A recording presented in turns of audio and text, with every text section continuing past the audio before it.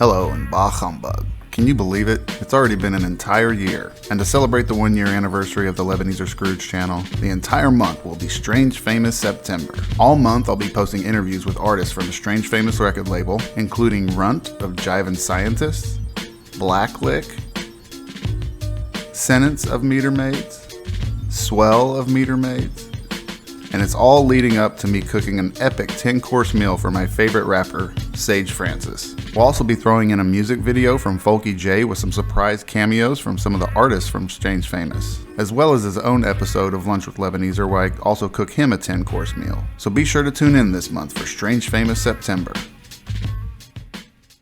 And here we are, week 2 of Strange Famous September. And this week the featured artist is Blackliq. We'll be playing Getting Gastro and Which One is Lebanese, just like we did last week with Runt of Jivin' Scientists. If you didn't get a chance to see that video, be sure to check it out. I'll put a link to it at the end of this video. But this week we also have some bonus footage. For anyone that's familiar with the DoD 45 show, I'll have a Sophie's Choice question for him at the end of the interview. So be sure to stick around to the end. And without further ado, here's Blackliq. This is Getting Gastro with Blackliq. Have you ever worked in a restaurant before? Yes.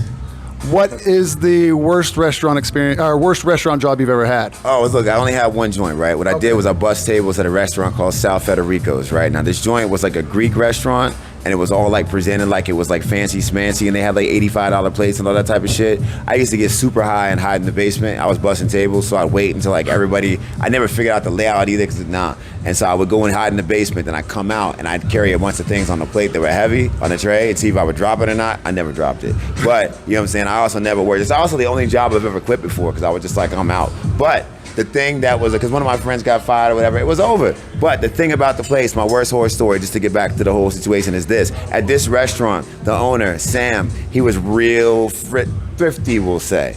And this man, at the end of the night, if it looked like you didn't touch your butter on your bread, he'd take the butter back and put it back in the tank. That is so against the law. And he'd say, get the butter. And it was a whole thing. And they had a guy that was named Esau that was a dishwasher. And sometimes he'd look at you and make intense eye contact and then eat the food off the plate. Oh my God. You're welcome. That's a great story. Thank you. You're welcome. You're welcome. What's the worst restaurant experience you've ever had, just like eating at one? I will say, now this is a little classy for a guy like me, but I ate at a McDonald's when I was a kid, and I bit into a nugget and it broke my tooth because there was a bone in it.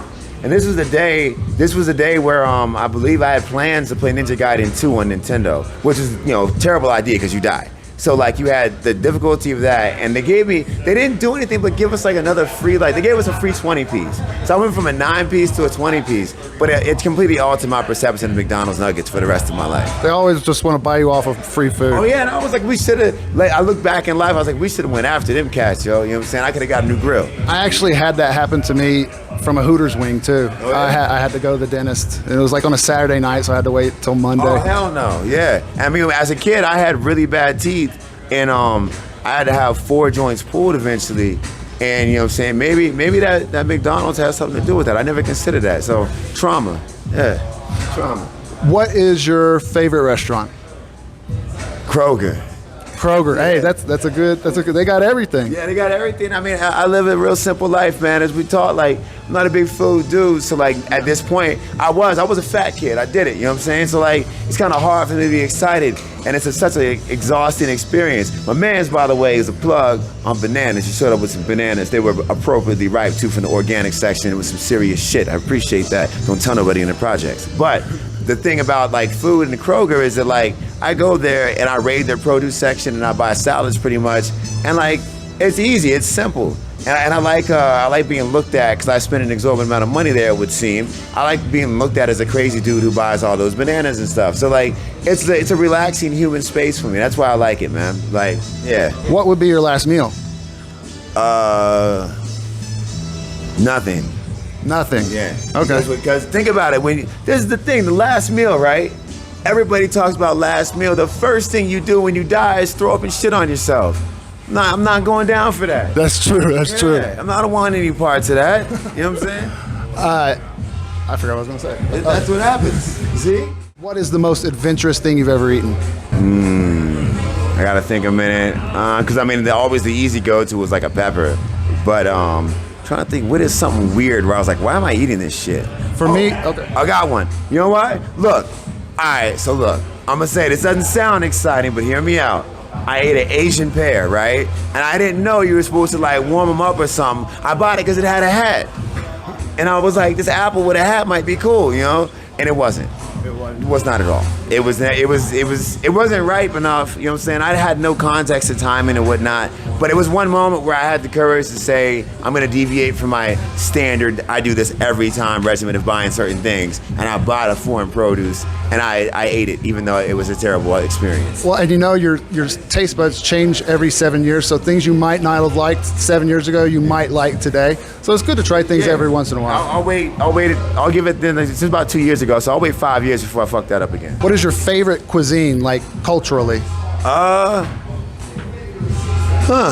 mean, okay, so I grew up on a lot of Italian food, you know what I'm saying? A lot of like pasta dishes and things like that, spaghetti, especially spaghetti with meatballs, spaghetti with sauces, all kinds of stuff like that. So, and lasagna, you know, lots of different kinds of lasagnas. So like I have a place for that, but I also love Asian cuisine, you know what I'm saying, and Chinese food and shit like that. I loved having that stuff, and I used to do that a lot, you know what I'm saying, but when I quit fried foods and everything, I realized how much went away, and then the weight of eating pasta dishes later on, because look, I got a problem, man. I bought a whole box of Barilla, you know what I'm saying, them joints, you know what I'm saying, I get like the angel joints or like the small linguine, and I eat a whole box of that joint at 3/4, you know what I'm saying, and it was just like, yo, your lack of limits, you know, it's great in some situations, but this is not one. So like, I'm kind of stuck between Italian and Asian. Yeah. Well, those are good answers, though. Yeah. And the thing about pasta, especially, is it expands. It continues to expand in your stomach. Yeah. So I'm eating 3/4 a box of Barilla linguine. How you say the name of the place? I mean, a brand. And you know what I'm saying? And then I'm sitting there, Prego. You know what I mean? And I ain't talking about the sauce. I'm swole. So yeah.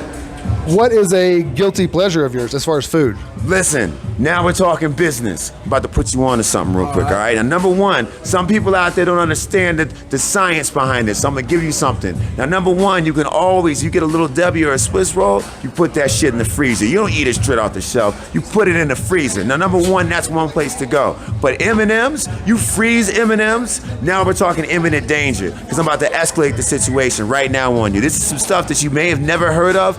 We call this turbo soup. Why? Because one of my nicknames in the streets was Turbo. Now look, strawberry milk.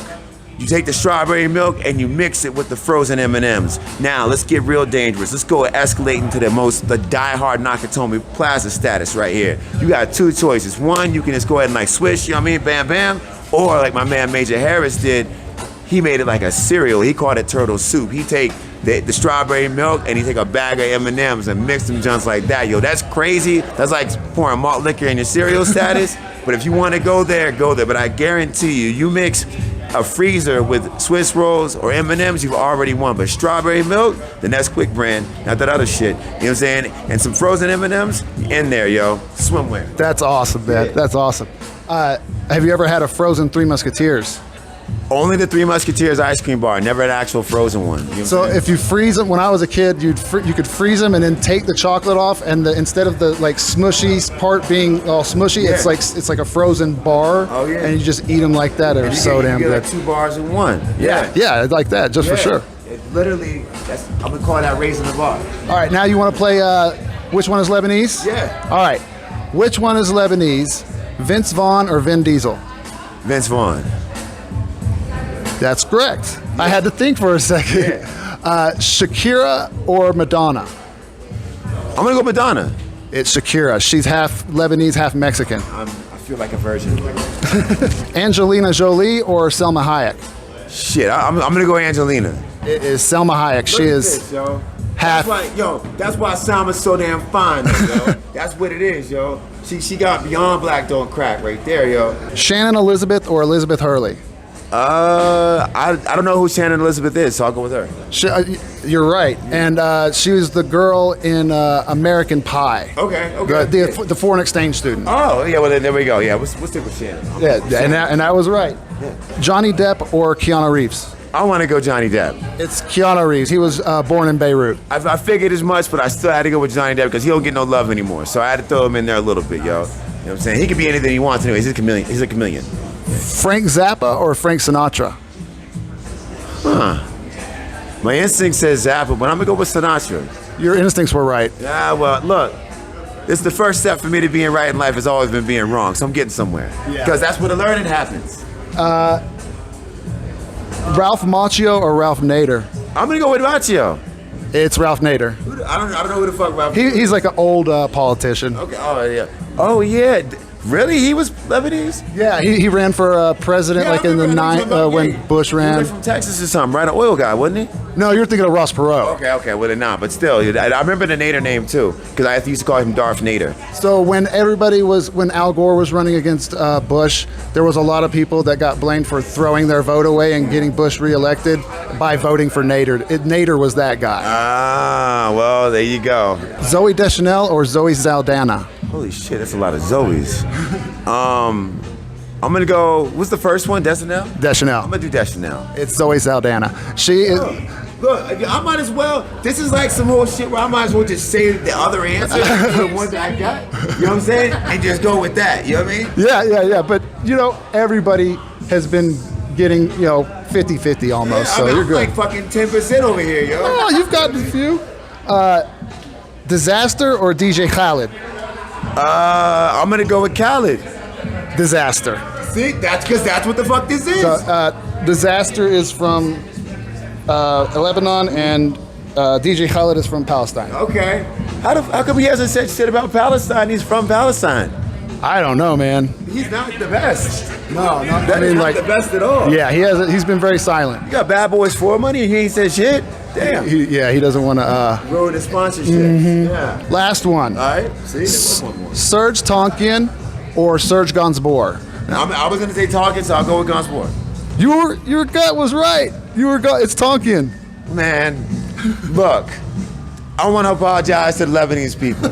I've misidentified all of your heritage, all your people. The bloodline has been tainted by my ignorance, and I'm very thankful to be your failure. Dude, there's so many of us, and all of us look so different. So it's. I don't have an ability to look at people and like create the distinction of their heritage because like I'm mixed. And like when I was a kid, people used to ask me, "Are you black or are you white?" Like there was some sort of divide or a schism within my mind. Like you're talking to the black side of me right now. And a girl asked me, I was in second grade. She's like, "Am I talking to the black you or the white you?" And I was like, "I'm listening to the stupid fucking you." So you know what I'm saying? That's how I feel about it. The ignorant you. Yeah, and I just wish that what I'm saying, like. I wish people would just, this is a great way to celebrate people, but people should be able to celebrate their heritage without feeling the pressure or creating a rift of division, you know what I mean? And like, I just think we all should be learning from each other because every person, even if you feel like you're the ugliest motherfucker on earth, you're beautiful. Because at some point in life, beauty was of a different context. If you look back in the old days, there was a time where like a large woman was considered to be the most attractive thing, Benjamin Franklin had that fucked up thing he used to say about putting bags over like 50-plus-year-old ladies, you know what I'm saying? But the whole thing is that regardless of how vulgar the information may be, appreciation for people should not be solely limited to their actual physical approach. It should be by their character as well, and also just by the fact that they may be able to celebrate their identity in an inclusive and like, happy way. We shouldn't be sad about who we are, and we shouldn't feel sad if people don't know about who we are if we aren't doing our best to let them know about ourselves. So the outreach is important, and all my wrong answers, have brought me to this important moment, so I'm still thankful. Words of wisdom from Blackliq. Thank you so much, man. Thank you, yo. Thank you. Appreciate it. Already, bro. We had 6 on that. I got all of them. And now, time for the bonus footage. Now, this footage was actually recorded earlier in the day before the interview. It was just a spontaneous gift. But before that, I'd like to mention that Blackliq hosts 2 radio shows. Hip Hop 101 every Monday night, 11 p.m. to 1 a.m. on WDCE 90.1 FM, University of Richmond Radio. Or you can stream it on WDCE.net. And Hip Hop for the Rest of Us, Saturday nights, 1 a.m. to 3 a.m. on WRIR 97.3 FM, Richmond Independent Radio. Or you can stream it at WRIR.org. I'll put links and info to both of those shows in this video's description. But before that, here's the reason I brought bananas instead of broccoli to the show this year. I usually do this, but I just tried to buy 2 bananas. That shit was $4.35. I didn't know what to be more upset about. That I could afford it, or that I refused to buy it off principle. But yo, think how much money they're making. can sell 2 bananas for $4.35. I'm in the wrong business. You've been on DOD 45, right? Yeah. I have a Sophie's choice for you. Okay. Rick Ross or Biggie Smalls? Biggie, all day. Is that a real question? Yeah. All right. Well, you'll see why. Okay. For music, right? Yes. Okay, okay. Or anything. All right. Well, Yeah, just making or sure. for chips. What would be the Rick Ross skill that would make you go that way? Nobody's gonna pick Rick Ross, and somebody's gonna end up doing ad-libs. another gift for you. Hell yeah. Notorious, honey. Yo, yeah. What the fuck I'm talking about? Yo. See, I know a guy. That is the only reasonable arena for that question. I know a guy. Yeah. You know what I'm saying? I know a guy. For the right price, I can introduce you to the plug. I see. So I'm gonna do that to everybody. Somebody's just gonna end up with Rick Ross. Nobody's gonna You pick. see this? You like Sophie's choice. You like Rick Ross. You like Rick Ross, and then just give him the chips. Don't even ask me a question. Exactly. There you go. Yeah. Fuck yeah, yo. Let's go into the stash spot right now. I'm taking it to the track. I ain't gonna tell nobody what bananas came from. You know what'll happen. You know what'll happen. They'll come. Hey, look, man, these things is hot in the street right now. Oh yeah. At airports, they sell these things are like $1,000. $4.36. We heard that. You're taking it to the right place. You might have to hide it in the ass. That's how we on. 7:30, I turn late in the early front of the city. Rest of my bird, this ain't what they do, it's a nigga to do. Biggie, you think I'm feeling my shoe. Winning the lose, winning the proof. I left the grip, made the move. The lazy tools and ancient truths. 40 ounces and PS2. Saying you on my CV, you know PCU. My face is true. Leave my room, but waste the pool. I'm so confused and lose the view. I'm used removed, I pick, I choose myself, dilute. Search for truth, wrong and right, I right to use. My youth is proof that there's the youth. We dream to soon one afternoon. All the answer to is hands consume. At last I'm home. Find this pull myself, I know I'm known as who. Think with black, a matter of fact, but like a flag, I'm getting it slack. Hurricane cats, I'm gonna be back, but I'm on the track. Taking it back, dipping it grass, taking it crap, getting the blast, taking a tick, ducking my clock, sucking my heart, and seizing my thought. I'm ready so fast, I'm master this song. 7:30, I don't late in the early like days in the dark. Won't hit the start, journey apart.